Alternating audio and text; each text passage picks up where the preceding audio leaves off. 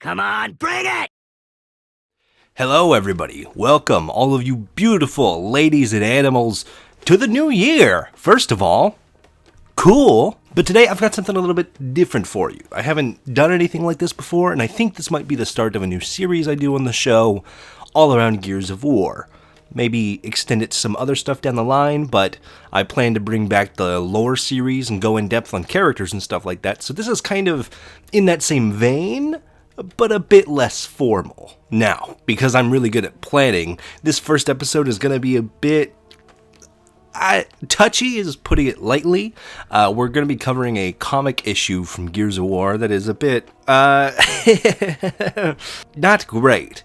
If you have any issues with, like, really intense subjects or anything like that, the worst of the worst is in this one. Like, it literally doesn't really get much worse as far as it goes in this comic issue that we're talking about. So if you have any issues with like sexual assault, or if you're just a nerd who can't accept the fact that somebody is criticizing your favorite thing while also being a fan of it, what?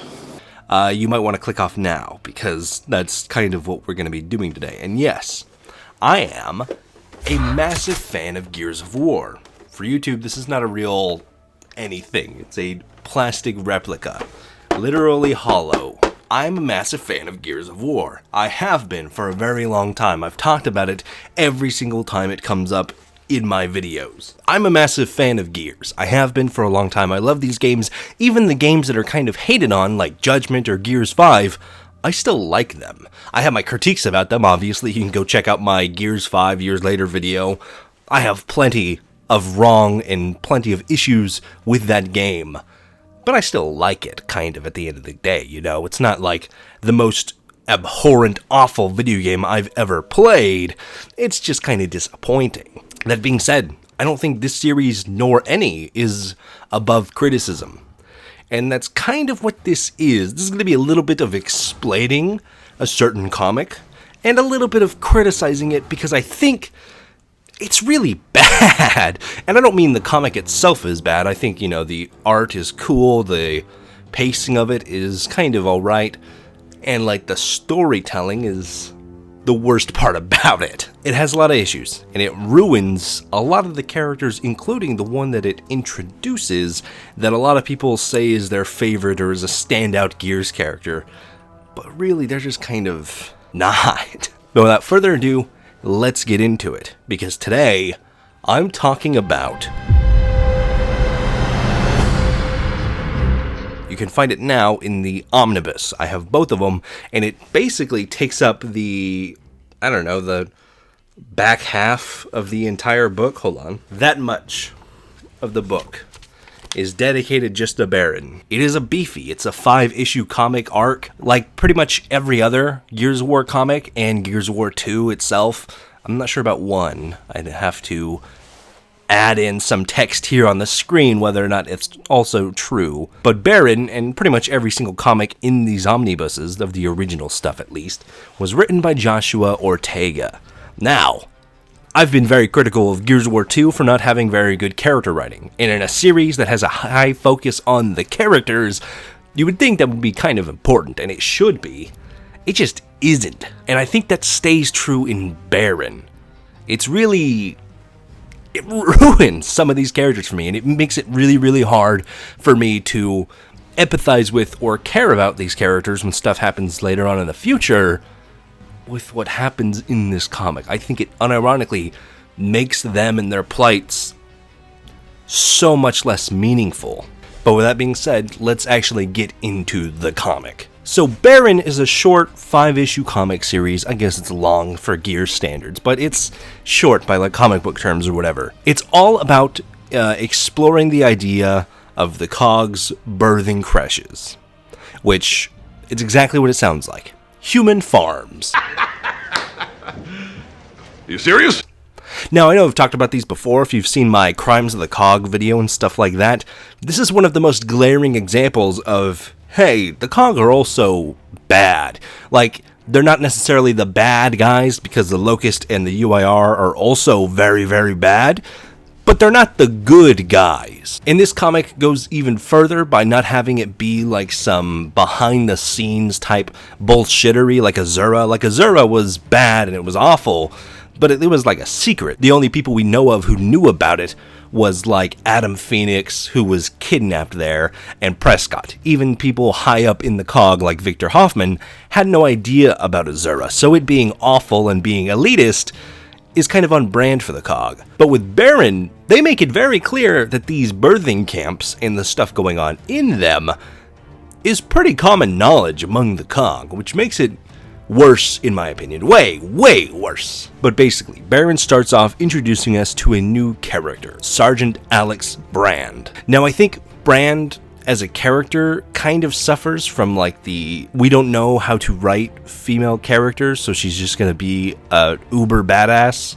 which there's nothing wrong with the character being an uber badass, especially in Gears, but the fact that she doesn't really have any traits outside of, oh yeah, she's such a good fighter that Dom thought she was a dude. There's not a whole lot of character going on there. Do you know what I mean? Like, there's not a whole lot for the story to work with, or even like as a fan to get invested in. There's nothing about her we know except for that, and except for her time at the Barren, the birthing camps. But essentially, Alex Brand is introduced, she does some badass kerfuffery, and then she gets assigned to work with Delta Squad because they get notice of this distress signal in a town that is also where Alex Brand was born and where her birthing creche was, and she basically has to go back there with Delta to show them the way because she's been there, she's a local, she can lead them through it. The very first issue of this comic is where most of my complaint comes from.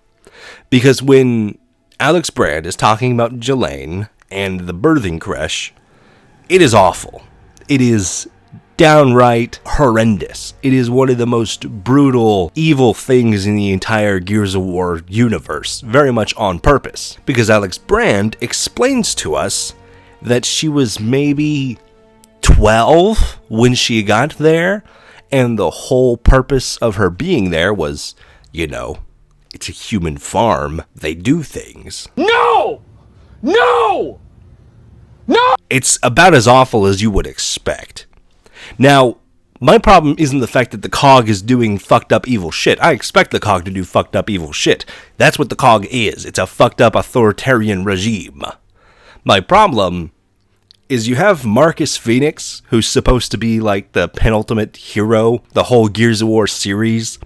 He's this really good guy, and even though has the stoic, hard exterior, he really has a heart of gold, and he's really like, he cares about his fellow soldiers and all this other stuff. But when Alex Brand is telling him about this, about how she was in this camp from when she was 12 to 18, and then the day she turned 18, they sent her to boot camp to just continue being meat from the grinder, Marcus basically responds with, well, you gotta do what you gotta do. And like, I don't feel like I should explain why that is an issue. Like, these camps are so bad that Anya Stroud, Marcus's, lady friend, had to essentially be saved from them by Victor Hoffman lying about her being barren, being unable to birth children, so that she didn't have to go to these and that she could just go right into service instead. That is how messed up these are. The characters should have an understanding of how awful it is. And it's one thing to be like, that's awful, but I don't make the orders. And it's another thing to be like, it is what it is. You gotta do what you gotta do. It's really a bad take from Marcus, I feel. Like, if this was coming from Victor Hoffman, who, even though he's more humanized, he's the kind of guy that would call the hammer strikes, even though he's like lamenting the death of his wife that's going to happen because of it anyways, I could see that coming from him. I could see it coming from the professional serial asshole that is Chairman Prescott. I could see that coming from him. But from Marcus, it just really rubs me the wrong way. Like, it really is just, man. Even like from Baird, I would understand it a little bit more because he just doesn't seem to understand empathy or other people, especially in the comics, in the books and stuff like that. It's a tangent, but it's somewhat related in the Barren comics, is that Baird hates women. He is a professional incel. Like, he is just absolutely against women, even so far into this, which is Barren takes place just before Gears of War 2.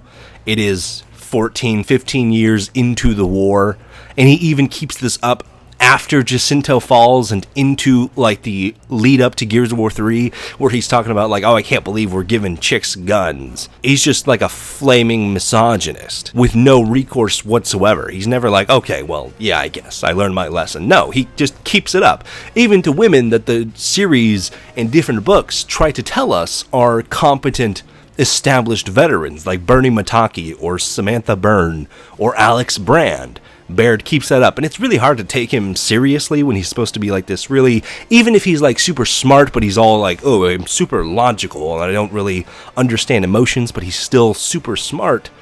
It doesn't make any fucking sense. But that's where I say that's just bad writing. I can chalk it up to bad writing, and that's exactly what it is. It's just poor character motivations, poor character traits that are carried through the books in the comics, but not carried onto the games, which I always found kind of odd, but that's a whole separate issue. But anyways, they arrive at Jelaine, they show up, the facility's been abandoned, they find all sorts of messed up stuff. Dom and Cole come across a room full of vats of babies, which again, on par for the course for the COG. These are the guys who ran concentration camps where they put children of diseased minors in said camps and ran experiments on them for years. And when they got shut down, they built an even nastier, more messed up lab underneath a mountain and continued to run said experiments anyways, which ultimately birthed the biggest enemy to humanity that wiped out like 99.999% of the entire human population. That's on track for the COG. As they go through, they find some of the survivors from the Jelaine birthing crash, a bunch of women who are protecting children, and when the city had fallen a few months before the comic issue takes place, most of the COG went out pretty quickly. The Locust took care of them.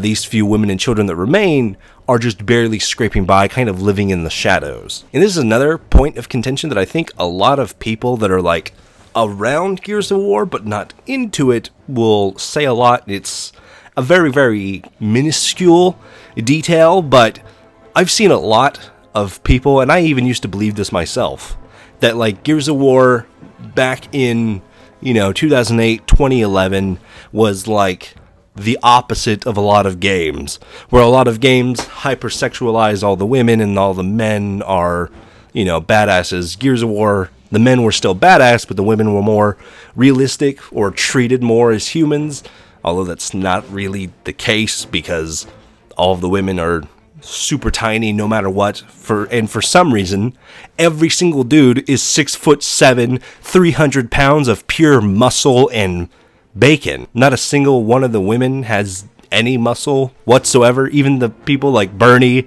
or Alex Brand, who are like supposedly on the same level, but they're not.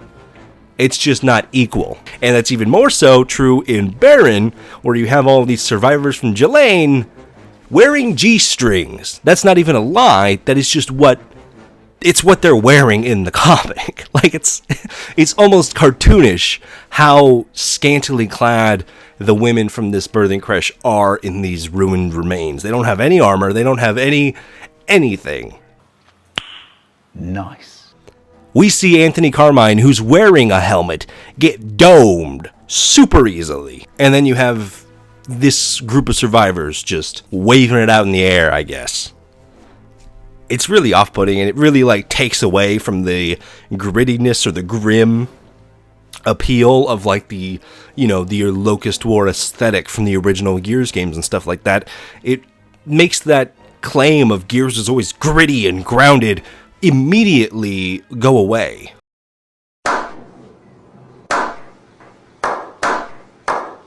But while they're there, they get in a short altercation because Baird doesn't trust women, so he opens fire on them until they finally figure stuff out and they come to an agreement. They all kind of get on the same level field, and the Gears start to kind of get along with them. And then you see Marcus, Cole, and Baird continue on to try and find the distress signal because it didn't actually come from these survivors. It's coming from somewhere else. And then after this is where I find the most interesting contribution to the Gears of War lore that we never actually see in the games that comes from this comic. which is this lady who has the distress beacon, and it's kind of insane. The comic at the very beginning, before any of the action starts, way back in the first issue, describes this thing the cog calls MOUT, M-O-U-T, otherwise standing for Military Operations in Urban Terrain. Basically just another fancy, stupid way of saying urban warfare or fighting in close quarters. And they talk a lot about how anything can come from any direction, and it's always stressful, and it's always, it's really hard to put up with fighting the Locust when you're checking every single door, every single corner. They can literally come from any direction, from the skies, they can come from below you, they can come all around you, and you're in a small squad, so you don't have the firepower or the manpower to constantly be watching your back, so they could come up the way you came as well. And the comic puts a lot of emphasis right at the beginning, because it's telling us that it's so stressful that a lot of gears, or a surprising number of them, just go crazy and kill themselves because they can't handle that pressure for so long. It just starts to fuck with them. We see it a little bit in the games. It's not really described in the same way, but that guy who dies to the Berserker first in Gears of War 1, that's basically the same concept. It's so stressful and he doesn't know what the fuck's going on, so he just runs off and that gets him killed. And that's what you see here when they find this blonde lady hanging out with the distress beacon. She's completely lost it. She's given into the fact that the Locust are unbeatable and unending and domineering. So she's kind of in this state of psychosis where she's just let them come kill us. It'll be way easier if we just let them come, wipe us out, and then we don't have to worry about it anymore. And she hits the SOS, and because the Locust are reading in on human comms, they come in and they come to wipe them all out. And the lady is rejoicing. And I think it's a really interesting concept of a Locust sympathizer, or not even specifically a sympathizer, but somebody who's just gone mad to the point that they're not scared of the Locust. They almost embrace the bugs because they'd rather just get it over with and not have to deal with it anymore than to be constantly living in fear of this enemy that can literally strike you from wherever. And out of this entire comic, that is the most interesting concept it shows us. I kind of think it'll be cool when E-Day comes out, if there's anything like that in the game, especially on E-Day, because we know E-Day is the day that the Locust killed 25% of humanity. A quarter. That's a lot of people in a single day. Now, most of them were UIR, but even still, it'll be really cool to see people that have, Gears have been living in war for most of their life. The Pendulum Wars lasted for 79 years before E-Day. But there's a difference between fighting other people that are way off in some other country and inhumane, gigantic, ferocious monsters rising up out of the ground like hell itself is coming to kill you. So seeing people break and kind of lose themselves, even on E-Day, would be really cool to get this more horror side of the series and the universe fleshed out.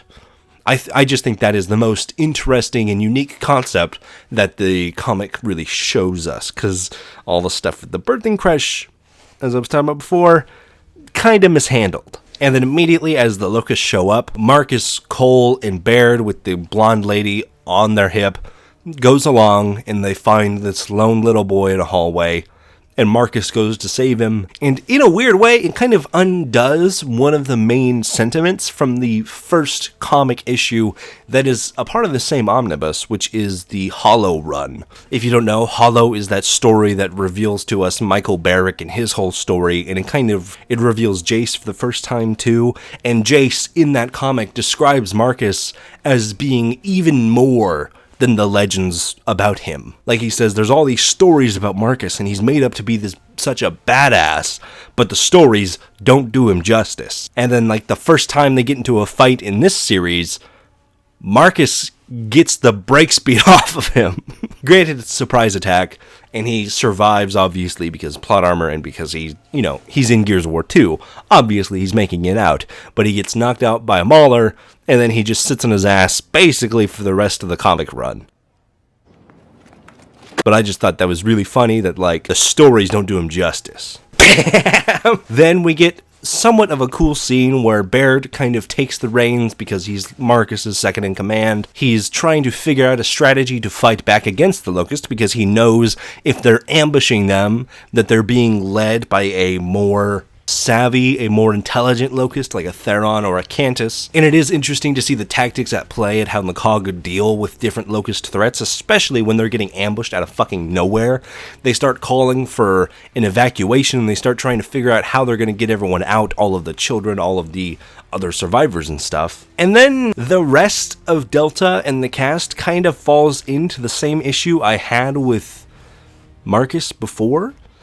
Because a lot of the women who are there, the children obviously they want to take back to Jacinto where they'll be safe, but a lot of the women, the survivors of the creche, are talking about how they don't want to go back to the COG because they know they're just going to end up right where they came from, you know. They're going to end up in some other fucked up COG anything that might happen to them, and they just don't want to chance it. They don't want to even risk it. And like not a single one of the characters has anything to say about it. While they're making their way out, Alex Brand even says like, you don't have to go back to the COG, but you have to come back with us. And it's just odd that they don't have an issue with them going back to the birthing creche. They have an issue with them getting left behind, and it's just kind of gross, especially from characters like Dom, who is at this point in the story still looking for his wife and who had a young daughter who was killed on E-Day. It doesn't feel right, you know? Like, it feels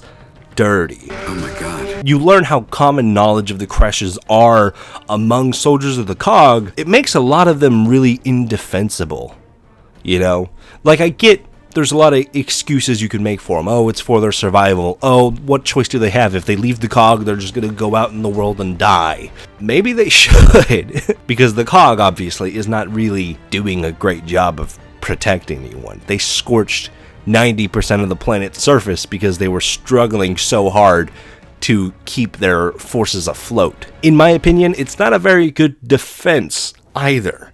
You know, it's like saying that there were good Nazis. They were just following orders. No, you shouldn't. If you're at that point of defending any group of people for any reason, and that's your go-to argument, that's the only argument you have to play, yeah, the COG are not the good guys. That much is clear, but that even extends to all of these characters that are supposed to be more heroic and more empathetic, like Marcus, Dom, Baird, Cole, all of Delta Squad and everything like that. Because until the COG falls apart in Jacinto, they were keeping this going, and it's something they even keep going into the new COG in Gears of War 4. Obviously, with the new COG and with Anya in charge, it's more consensual, but it's still not, you know, it's not great. But with all the social pandering out of the way, the rest of the book is kind of meh. It just really shows them going and escaping using vehicles that were at the crash the whole time. The survivors just didn't want to tell them because they hate the COG so much. And then my biggest complaint of Alex Brand also comes in right at the end, because Alex Brand's whole character is how she's just trying to survive, or she's just fighting for the COG because she thinks that's her best bet.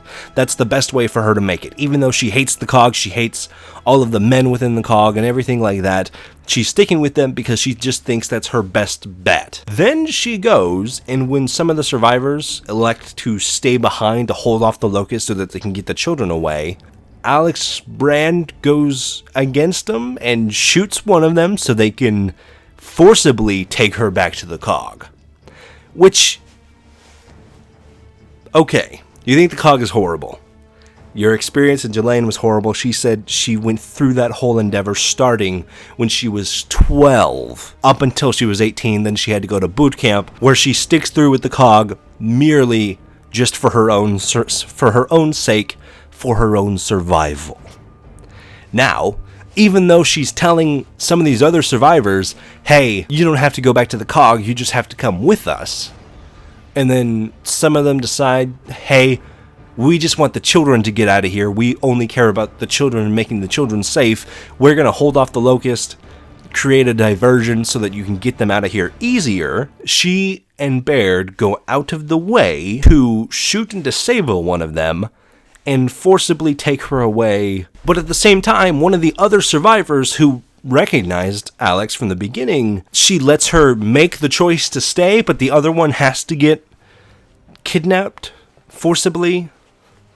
Where is the logic here? Where is the consistency in any of this? It just seems odd. Like, I know that they're saying their whole purpose was to get as many people out as possible, but even Marcus himself 2 pages ago was talking about, I'm changing the orders. We don't have to get everybody, we just have to get the children and anyone who elects to come of their own volition.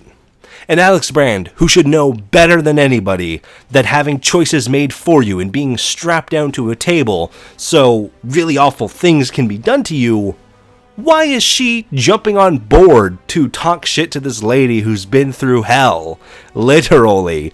The book tells us hell is, putting it nicely, putting a bullet in her and taking her away when she was electing to give up her life to help you guys get away. It just seems like really fucking bad writing. Like, it's just an awful choice for the character to make. Like, she's there with Baird. Baird, I could see doing that, being really stubborn about it. But for some reason, I feel like they had to make Alex do it so that it, you know, because she's a woman and she's from Jelaine, it kind of makes it look better. But it doesn't. It just makes Alex look like a bad character. And then after they pack everyone up, they go home, and that's the end of the comic run. Now, of course, there's still a lot of positives. I like the fact that they show how ferocious and how kind of smart the Locust can be when they have a leader, you know, when the snake has a head. And some cool concepts are also found in the comic, like that lady who goes crazy. So much so that she is one of the few who stay behind with the Locust because she just wants to, you know, let them take her out. She's done with it. I think that's a really cool concept. But everything around the birthing crashes, and all the characters' reactions to it, and Alex's reaction to somebody choosing to stay behind in the end when she lets the other person stay behind, no problem, it's just really odd, and it's just really awfully written. And I feel like with a few changes, it would not be so bad. Like, if the birthing crashes were more down low, in the same way that something like Azura was, or Prescott's dealings with Gabe Diaz and stuff like that, make it shadier. Give us some benefit of the doubt that the people who are the most empathetic, like the Coltrane, who is supposed to be the nicest fucking guy on the planet, and Dom and Marcus aren't going, well, you know, you gotta do what you gotta do. Because that's really awful, and it makes them kind of not likable people. Like, Baird is not supposed to be likable on purpose. You're supposed to like him because he's so unlikable. Baird is likable in the same way the characters from It's Always Sunny in Philadelphia are likable. You know, they're complete assholes. They're evil to an extent, but you still kind of enjoy it for what it is. With everyone else, I don't know. I kind of can't look at them the same after the kind of things that they do here. You know, it's really hard for me to be like, oh man, your brother in arms just died. Remember when you said it is what it is to that lady who got really awful things done to her when she was 12? I don't know, man. I feel way not as bad about it now. That's just, it is insane, the limits they go to it. And I mean, Gears has this tumultuous relationship with, you know, dark subjects. And a lot of the times, especially in this comic, it feels like they're making it edgy for edgy's sake. That's one thing they did before, where Cliffy B brought up the topic of how Locust reproduce, and he had this whole theory behind the Berserkers. If you know, you know. But he eventually walked it back and said, yeah, that was a really awful choice, and it was just really disturbing and disgusting for no reason. And that's kind of how this comic feels to me. Like, it feels like it was supposed to be a look into the underside of the cog and how gross and disgusting it can be. But in doing so, it just sort of damns the entirety of the cog, every man, woman, everyone a part of it, regardless of their connection to the event itself, just because of how corrosive the entity of the birthing crashes is to the universe. But hey, maybe that's just me. If you have any thoughts, let me know down below. Have you read the comic? Do you have any thoughts? Does it bother you as much as it bothers me? Because I can't tell if I'm letting it get to me a little too much here, but it's just really odd, and that's putting it very lightly. But we're at the end. Thank you very much for watching this. If you did, this is the first video of 2025, which is fun one, I know.